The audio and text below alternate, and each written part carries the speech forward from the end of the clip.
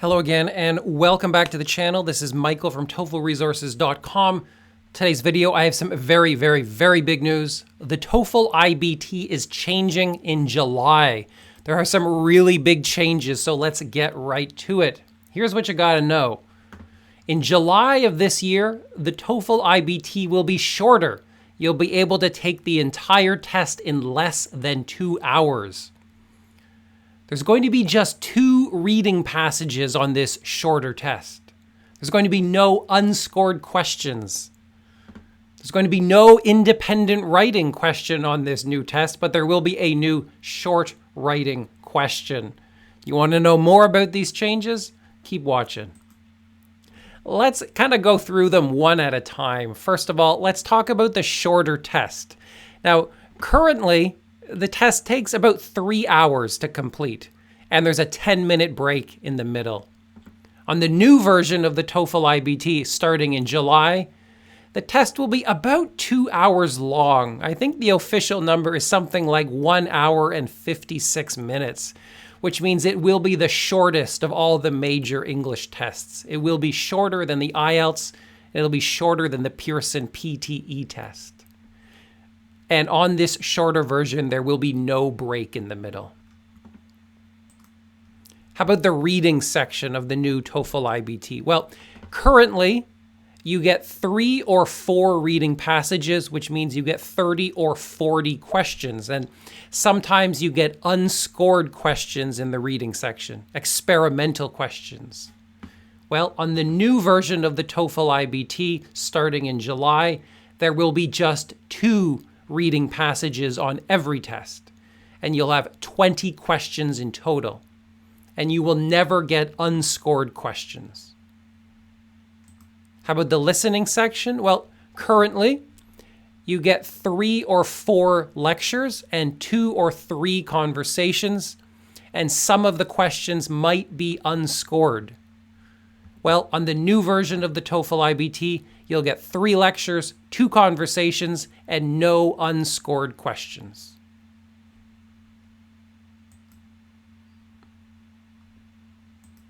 How about the speaking section of the test? Well, no changes, nothing. It's the same. 4 questions, takes about 16 minutes to complete, and you'll still be scored by both a human and the AI. So, no changes there. The writing section has what I think are like the biggest changes. Currently, on the old test, you get 1 integrated essay, 1 independent essay question, and it takes about 50 minutes to complete the whole section. Well, on the new version of the TOEFL iBT, you'll get 1 integrated essay question and 1 discussion board question, and it'll take about 30 minutes to complete the whole section. Yes, the independent essay is going to be removed from the test. Now, you might be wondering, what's up with this discussion board question? What's it going to look like? Well, I have an idea here. This is probably what it's going to look like.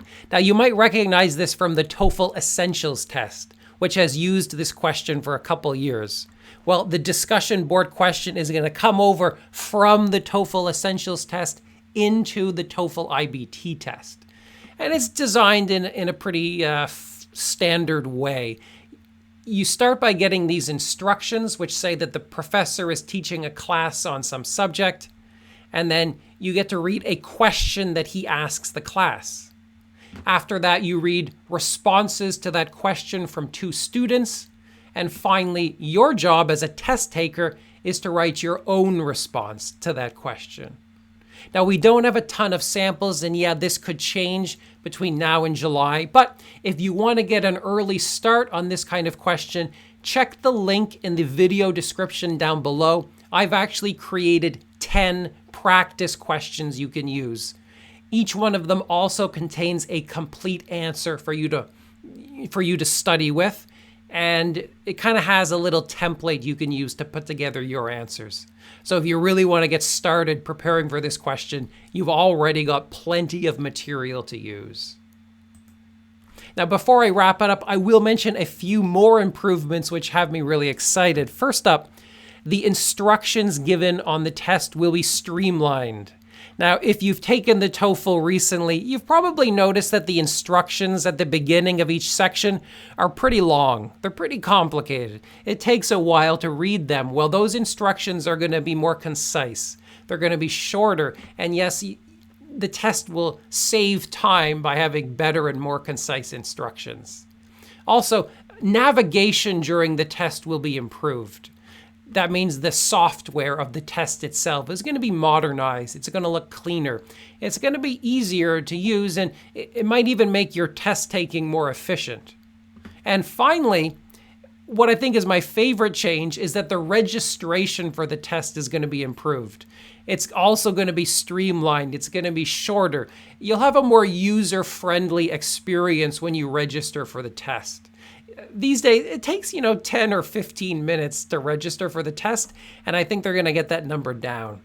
Also, the user account is going to be improved. It's going to be modernized. It's going to be more user-friendly.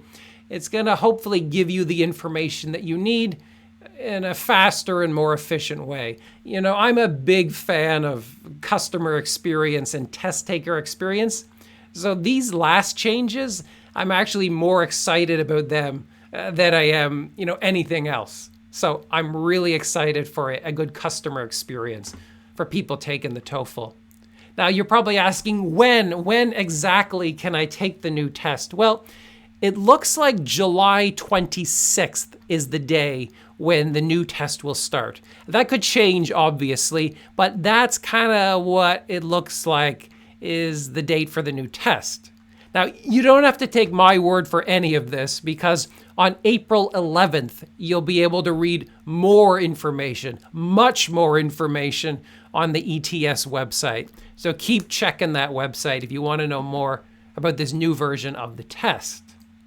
All right, I am going to leave it at that because that's all I know, but my website is TOEFLresources.com. I've got a busy blog, and I'm going to be writing about this new test probably every day in the blog, so check it out. Also, if you're preparing for the test or you want to help your students prepare for the test, I've got a ton of good resources and lessons on that website. In the meantime, if you've got any questions about the test, leave a comment down below. I probably don't know the answer yet, but if you leave a question, I will do my best to track down an answer for you and respond to your question. In the meantime, remember to subscribe to the channel because I will be uploading new videos whenever I learn new stuff, especially after April 11th, when hopefully ETS announces this stuff themselves. All right, I am going to leave it at that, but yeah, I look forward to telling you more about the test in some videos ahead. Take care, guys. Goodbye.